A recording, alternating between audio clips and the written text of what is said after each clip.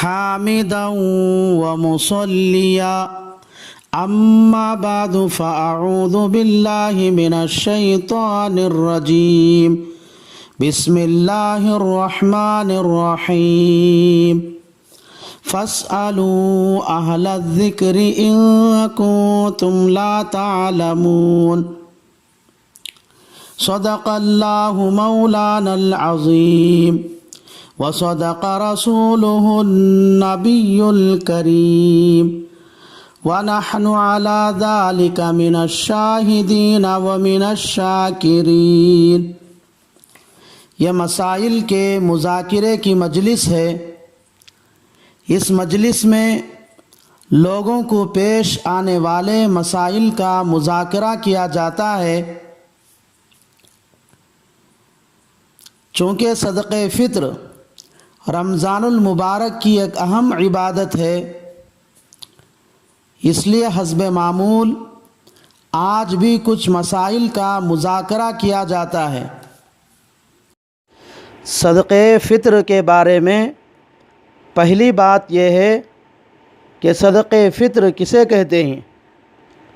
اس کا جواب یہ ہے کہ مفتی اعظم حضرت اقدس مولانا محمد کفایت اللہ صاحب رحمۃ اللہ علیہ اپنی کتاب تعلیم الاسلام جلد نمبر 5 صفحہ نمبر 90 پر لکھا ہے کہ فطرے کے معنی روزہ کھولنے اور روزہ نہ رکھنے کے ہیں۔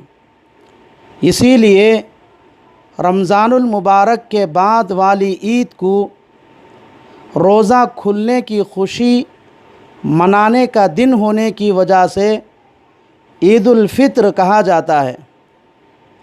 اللہ تعالیٰ نے اپنے بندوں پر رمضان کے ختم پر روزہ کھلنے کے خوشی میں شکریہ کے طور پر ایک صدقہ مقرر فرمایا ہے، اسی کو صدقہ فطر یا ہماری زبان میں فطرہ کہا جاتا ہے۔ دوسری بات یہ ہے کہ صدقہ فطر کے اور بھی کچھ نام ہیں، جیسے زکوٰۃ الفطر، زکوٰۃ رمضان، زکوٰۃ الصوم، صدقۃ الصوم، زکوٰۃ الابدان، لیکن عام اردو بول چال میں اس کو فطرہ کہا جاتا ہے۔ تیسری بات یہ ہے کہ صدقہ فطر کی مشروعیت کب ہوئی، یعنی صدقہ فطر کا حکم کب ہوا؟ اس کا جواب یہ ہے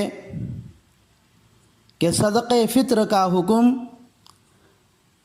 سن 2 ہجری میں آیا ہے، کیونکہ روایتوں سے معلوم ہوتا ہے کہ سن 2 ہجری میں جو رمضان آیا ہے اس میں رسول اللہ صلی اللہ علیہ وسلم نے عید الفطر سے 2 دن پہلے خطبہ دیا، اور اس خطبے میں آپ صلی اللہ علیہ وسلم نے پہلی مرتبہ صدقہ فطر کا حکم دیا ہے۔ چوتھی بات یہ ہے کہ صدقہ فطر کی شرعی حیثیت کیا ہے؟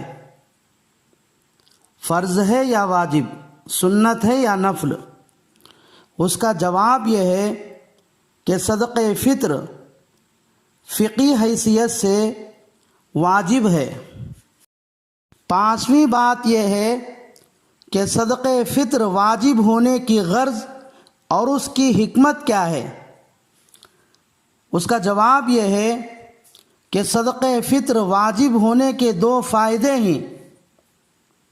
نمبر 1، روزے دار چاہے جتنی بھی کوشش کر لے، روزے کے درمیان کچھ نہ کچھ کوتاہی ہو ہی جاتی ہے، کیونکہ روزے میں کھانے پینے اور روزے کو توڑنے والے کاموں سے بچنا تو آسان ہے، لیکن بیکار باتوں اور فضول کاموں سے بچنا مشکل ہے۔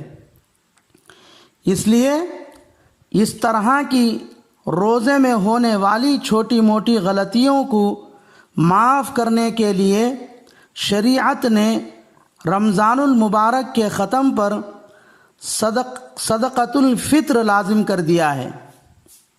نمبر 2، دنیا میں بہت سارے غریب لوگ ایسے ہیں جو تنگی کی وجہ سے عید کے دن بھی نہ اچھا کھانا پکا کر کھا سکتے ہیں اور نہ اچھا کپڑا خرید کر پہن سکتے ہیں۔ اس لیے رسول اللہ صلی اللہ علیہ وسلم نے ارشاد فرمایا، اغنوہم عن السؤال فی ھذا اليوم، عید کے دن مسکینوں پر اتنا خرچ کرو کہ اس دن ان کو پھر کسی سے مانگنے کی ضرورت نہ پڑے۔ اس لیے رمضان المبارک کے آخر میں صدقہ فطر لازم کر دیا گیا۔ مختصر یہ کہ روزوں کے درمیان ہونے والی کوتاہیوں کو دور کرنے اور غریبوں اور محتاج لوگوں کو عید کے دن روزی کا انتظام کر کے عید کی خوشیوں میں شریک کرنے کے لیے صدقہ فطر کا حکم دیا گیا ہے۔ چنانچہ ابو داؤد میں حضرت عبداللہ ابن عباس رضی اللہ تعالی عنہ سے روایت ہے، فرض رسول اللہ صلی اللہ علیہ وسلم زکاة الفطر طہرة للصیام من اللغو والرفث وطعمة للمساکین۔